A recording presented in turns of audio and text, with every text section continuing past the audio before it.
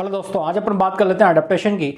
यानी एडेप्टेशन किस प्रकार से होता है, एडेप्टेशन का मतलब क्या होता है। एडेप्टेशन का मतलब सीधा सा है अनुकूलन। यानी किन चीज़ों का अनुकूलन अपने को देखना है वो अपन यहाँ पर पढ़ने वाले हैं। यानी ज़्यादातर आपने देखा होगा कि जो पादप होते हैं, जो जंतु होते हैं, इन सभी में बहुत सारा एडेप्टेशन देखने को मिलता है, यानी अनुकूलन देखने को मिलता है। अब अनुकूलन की आवश्यकता क्यों पड़ी, तो अपन दो तरह का यहां पर अनुकूलन देखेंगे। एक तो पादपों के अंदर यानी प्लांट्स के अंदर, दूसरा जंतुओं के अंदर। अब जंतुओं और पादपों को अनुकूलन की जरूरत क्यों पड़ी, क्या कारण है, तो सीधा सा एग्जांपल मैं आपको दूंगा। आज अगर मैं हूं और मुझे अगर सर्दी का सीजन अगर मुझे सरवाइव करना है, यानी जो सर्दी का मौसम है उसके अंदर अगर मुझे सरवाइव करना है, तो कहीं ना कहीं मुझे क्या पहनना पड़ेंगे, थोड़ी ऊनी कपड़े पहनने पड़ेंगे, यानी स्वेटर वगैरह मुझे पहननी पड़ेगी। क्यों पहननी पड़ेगी, क्या कारण है, क्योंकि मुझे सर्दी से बचाव करना है। क्योंकि अगर मैं बिना ऐसे ही नॉर्मल कपड़ों में अगर रहा, पतले पतले अगर कपड़े पहन के रहा, तो मैं सर्दी का सामना नहीं कर सकता, मैं बीमार भी हो सकता हूँ, यहाँ तक कि मेरे लकवा भी हो सकता है। तो सीधा सा मतलब ये है कि मुझे अनुकूलन करना पड़ेगा। अनुकूलन करने का मतलब ये है कि मैं आर्टिफिशियल रूप से क्या करूँगा, अनुकूलित करूँगा अपने आप को, यानी कहीं ना कहीं मैं पहनूंगा, कपड़े पहनूंगा। लेकिन ये तो इंसानों की बात है, लेकिन वास्तविक रूप से अगर अनुकूलन की मैं बात करूं, तो ज़्यादातर जो अनुकूलन देखने को पड़ते हैं, अपन जो पढ़ते हैं अनुकूलन के बारे में, वो थोड़ा नेचुरल बेस पढ़ेंगे, प्राकृतिक रूप से पढ़ेंगे। यानी प्राकृतिक रूप से ऐसे कौन से जीव जंतु है, यानी ऐसे कौन सी पादप है जो अनुकूलित अपने आप को कर पाए और जो विपरीत कंडीशन में भी सरवाइव कर सकते हैं। अगर मैं बात करूं प्लांट्स की, तो आपने देखे होंगे कि जितने भी डेजर्ट प्लांट है, यानी डेजर्ट प्लांट का मतलब यह है जीरोफाइटिक प्लांट। जीरोफाइटिक प्लांट से हिंदी में अर्थ है मरुद्भिद पादप। यानी ऐसे पादप जो ज़्यादातर कहाँ उगते हैं, डेजर्ट एरिया में उगते हैं, जहाँ पर बड़े बड़े क्या होते हैं, बालू के स्तूप होते हैं। बड़े बड़े बालू मिट्टी के यहाँ पर क्या पाए जाते हैं, स्तूप पाए जाते हैं, यानी बहुत सारे बालू मिट्टी पाई जाती है। यहाँ किसी भी प्रकार की कोई कंडीशन फेवरेबल नहीं होती। यानी कुल मिलाकर बात अगर मैं करूं यहाँ की डेजर्ट एरिया की, अगर मैं बात करूं, तो यहाँ पर जो पानी है वह पानी बिल्कुल ही, बरसात जो होती है बिल्कुल ही ना के बराबर होती है, यानी 10 मिमी, ठीक है, ठीक है, बिल्कुल कम होती है, यानी 10 सेंटीमीटर से भी कम होती है। ठीक है, जो एनुअल रेन है वह क्या होती है, 10 सेंटीमीटर से 10 से लेकर 20 सेंटीमीटर, 15 सेंटीमीटर या इससे भी कम होती है। कभी कभार किसी स्थान पे तो बरसात की एक बूंद तक नहीं पड़ती। ठीक है, तो आप सोच सकते हैं कि पानी की यहाँ पर इन एरियो में कितनी ज़्यादा कमी है। अब अगर कमी की बात मैं करूँ, तो यहाँ पर किसी भी प्रकार की कोई वनस्पति नहीं पाई जाती। अब किसी भी प्रकार की कोई वनस्पति यहाँ पर नहीं पाई जाती। जब किसी भी प्रकार की कोई वनस्पति यहाँ पर जब नहीं पाई जाती, तो आप सोच सकते हैं कि यहाँ पर प्लांटों को सरवाइव करना कितना मुश्किल होगा। और सेम टू सेम अगर यहाँ के जंतुओं की भी मैं बात करूँ, तो जंतुओं का यानी एनिमल्स को भी यहाँ पर सरवाइव करना कितना मुश्किल होगा। क्यों मुश्किल होगा, क्योंकि एक तो पानी की लगातार क्या है, कमी है। अगर दिन का टेम्परेचर की मैं बात करूं, तो 45 डिग्री सेंटीग्रेड से लेकर 50 या 55 डिग्री सेंटीग्रेड तक टेम्परेचर चला जाता है डेजर्ट एरिया का। अब जब डेजर्ट एरिया का टेम्परेचर दिन का आप सोच सकते हो कि 45 डिग्री से 55 डिग्री सेंटीग्रेड तक टेम्परेचर चला जाता है, तो कितनी गर्मी यहाँ पर होती है। और इस गर्मी में किसी भी प्लांट को सरवाइव करने के लिए लगभग कितने टेम्परेचर की आवश्यकता होती है, यानी 25 से लेकर अच्छा खासा जो टेम्परेचर है वह 35 डिग्री सेंटीग्रेड। ठीक है, 25 से लेकर 35 डिग्री सेंटीग्रेड का जो टेम्परेचर है, ये ज़्यादातर प्लांटों के लिए बिल्कुल ही अनुकूल तापमान है, बिल्कुल ही अनुकूल है। यानी पूर्ण रूप से ये फेवरेबल है। तो यहाँ पर इतने टेम्परेचर में और इतने टेम्परेचर में रात दिन का अंतर है, इन दोनों टेम्परेचर में कितना डिफरेंस है। जब आप टेम्परेचर में डिफरेंस है तो कहीं ना कहीं यहाँ जो प्लांट स्पीसीज है और जो एनिमल स्पीसीज है उनको सर्वाइव करना बिल्कुल ही क्या हो जाता है, टफ हो जाता है। अब जब टफ हो जाता है तो फिर वहां पर पोर्शन आता है अडेप्टेशन का। अब अडेप्टेशन का पोर्शन किस अकॉर्डिंग आता है, एक तो पानी की कमी और दूसरा बहुत ज़्यादा टेम्परेचर।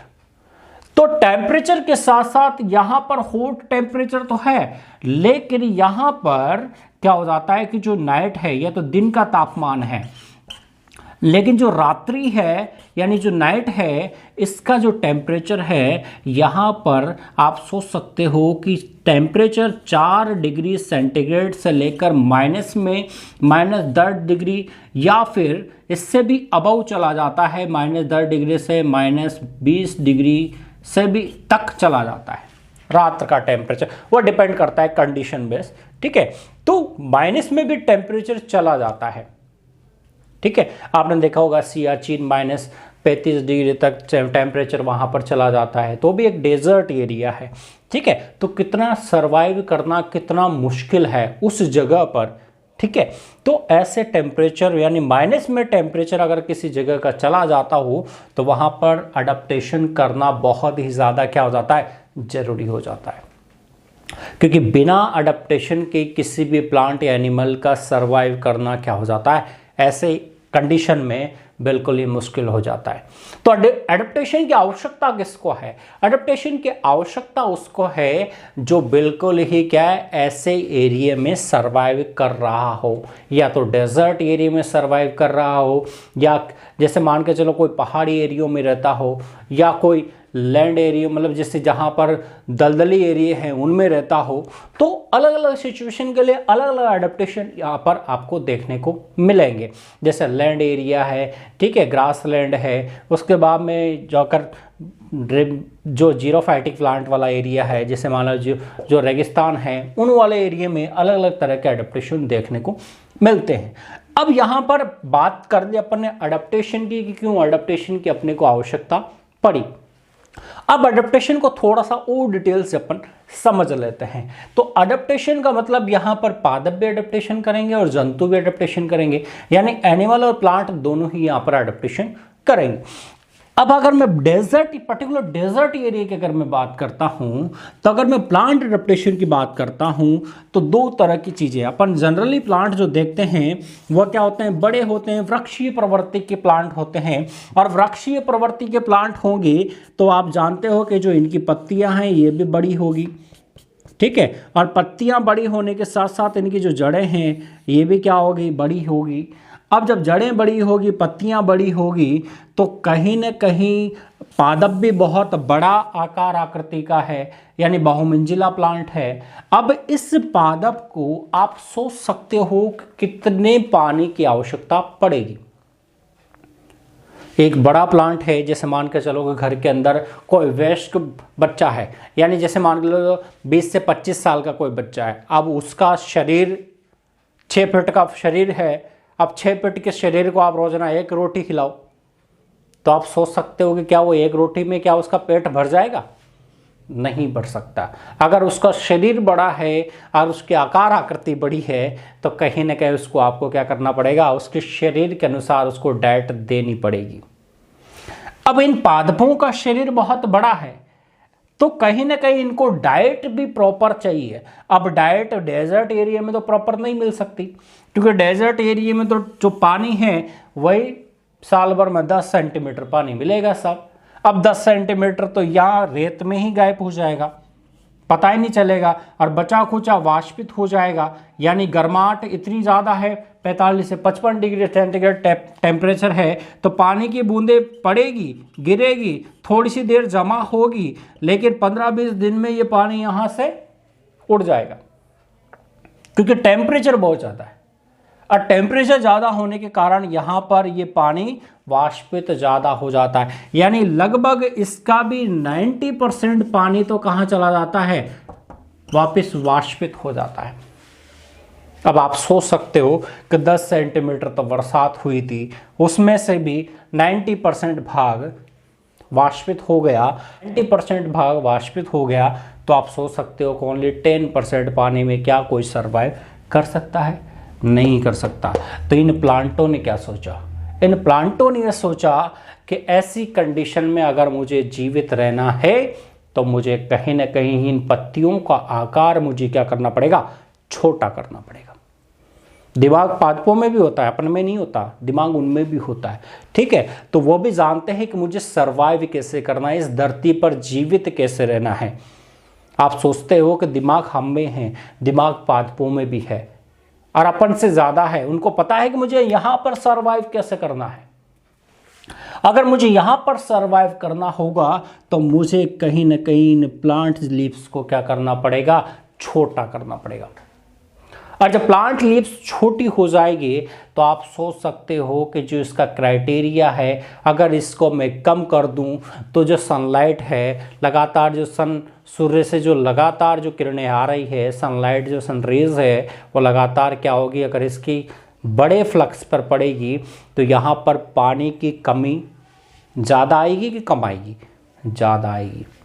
जैसे मान के चलो कि अगर आप कपड़े को, अपने इस कपड़े को अगर आप गीला कर कर और इसको धूप में फैला कर रखोगे तो क्या जल्दी सूखेगा? या फिर इसी कपड़े को आप फोल्ड कर कर अच्छे से गला कर उसको पानी से निकाल कर इसको फोल्ड कर कर धूप में सुखाओ तो पहले कौन सूखेगा? जो फैला हुआ होगा।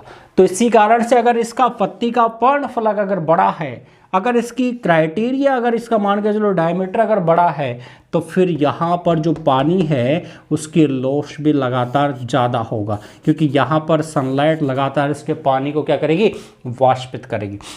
और सनलाइट जब पानी को वाष्पित करेगी तो इन पानी में इसको क्या चाहिए? इस प्लांट को ज़्यादा पानी चाहिए। तो भैया मुझे तो डेजर्ट एरिया में उगना है। अब जब मुझे डेजर्ट एरिया में उगना है तो मुझे पानी भी तो 10 सेंटीमीटर ही मिल रहा है। और जब 10 सेंटीमीटर अगर मुझे पानी मिल रहा है तो मुझे इसी पानी में अपना जीवन जीना पड़ेगा। तो कहीं ना कहीं मुझे क्या करना पड़ेगा? अडेप्टेशन करना पड़ेगा।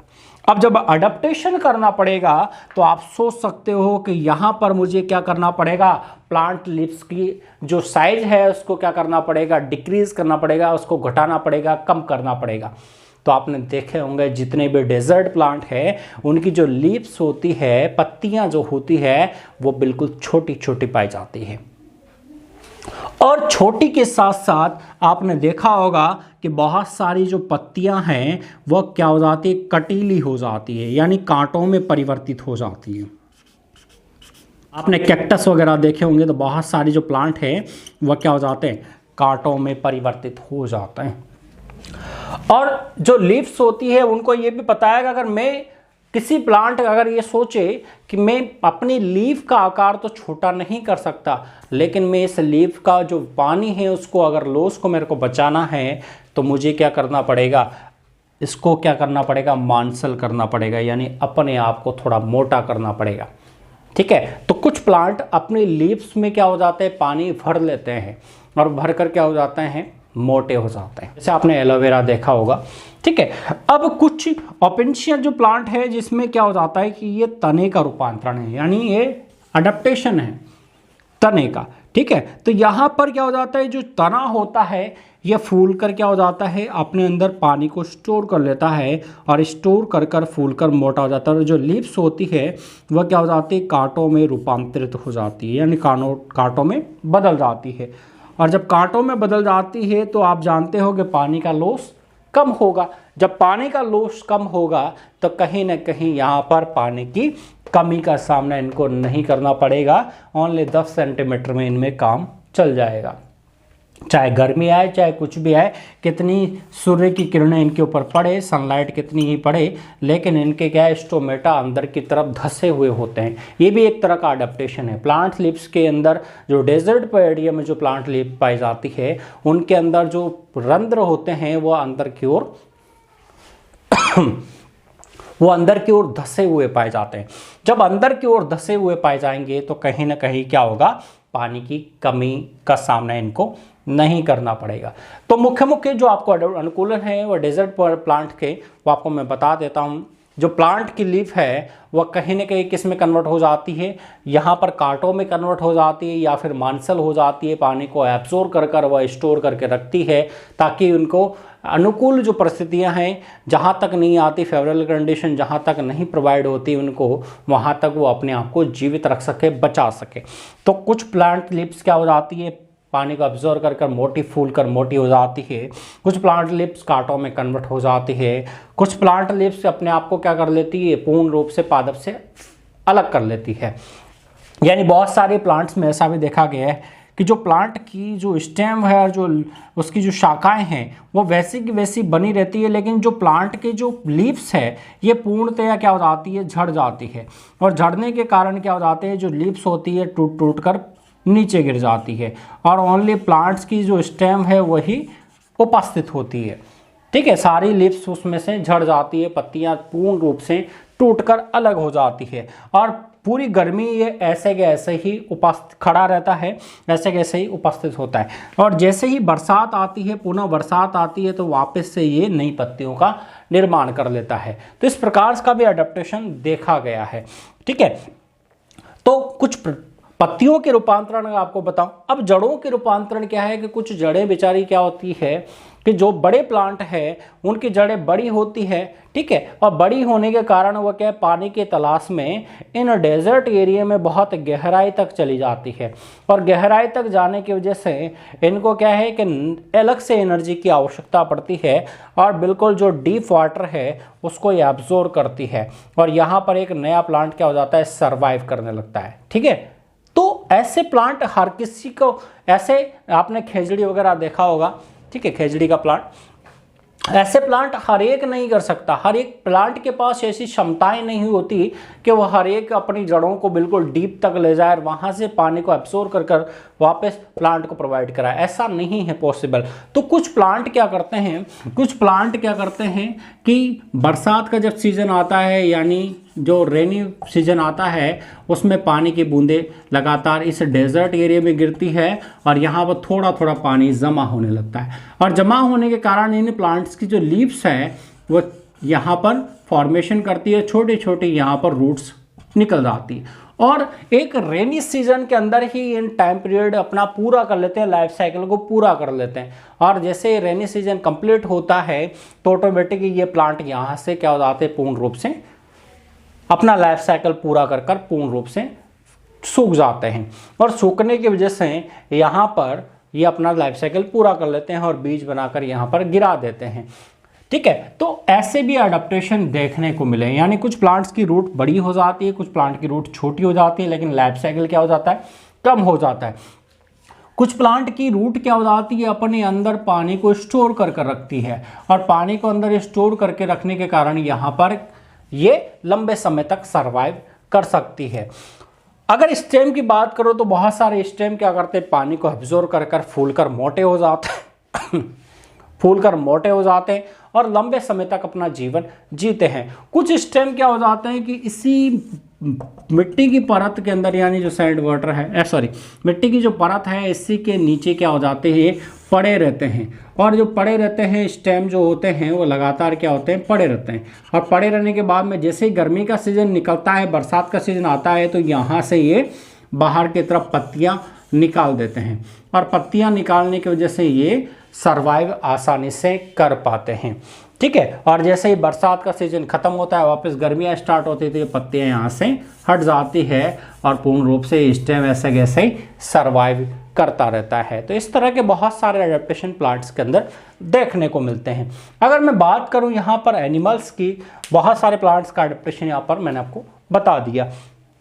अगर मैं एनिमल्स की आपको बात करूं तो एनिमल्स में भी बहुत सारे एडेप्टेशन देखने को मिलते हैं। जैसे आपने देखा होगा कंगारू रैट्स के बारे में, आप जानते होंगे, नहीं जानते होंगे तो बता देता हूं मैं कि एक चूहा होता है और ये जो रैट्स होता है, ये चूहा, इसका जो पीछे की जो टांगे है ये क्या होती है, बहुत बड़ी होती है। पीछे की जो टांगे है वो बहुत बड़ी होती है और बहुत बड़ी होने के कारण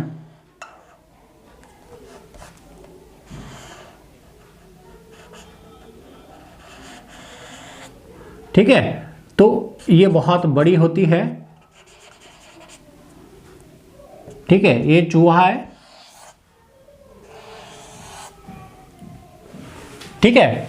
इसको कंगारू रेट्स बोला जाता है। ये चूहा क्या करता है कि इसकी टांगें बड़ी होती है, तो इस कारण से क्या है, ये आगे की टांगें छोटी होती है, इस कारण से ये जो बिल होते हैं इनको आसानी से क्या हो जाते हैं, उनके अंदर छुप जाते हैं, या फिर इनको तेज दौड़ने में भी ये टांगे जो होती है ये सहायता प्रदान करती है।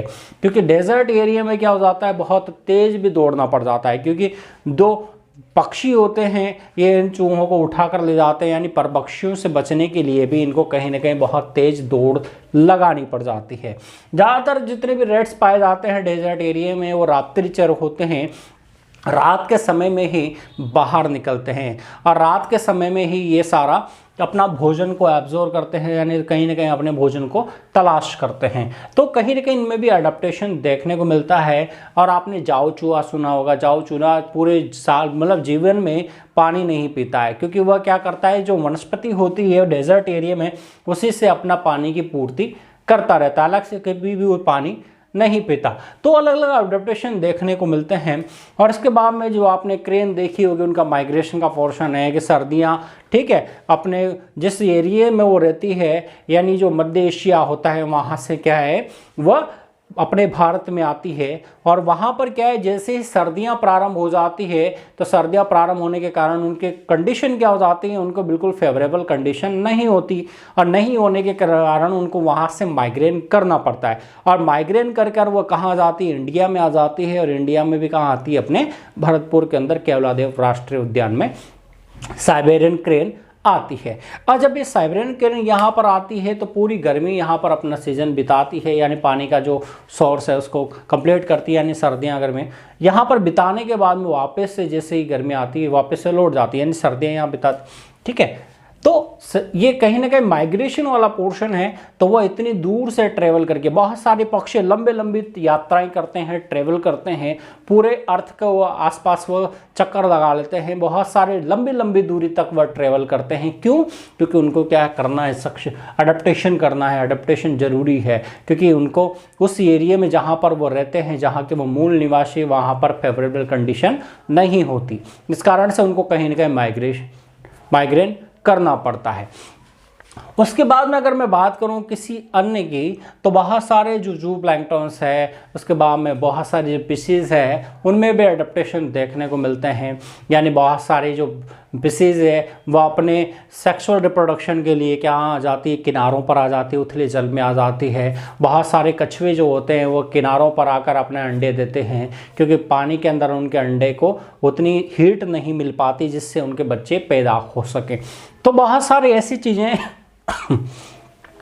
अडेप्टेशन का ही पार्ट है। तो बहुत सारा टॉपिक है अडेप्टेशन का, डिटेल्स है, तो इसको टॉपिक वाइज डिटेल्स अपन अगली वीडियो में देखेंगे। Thank you.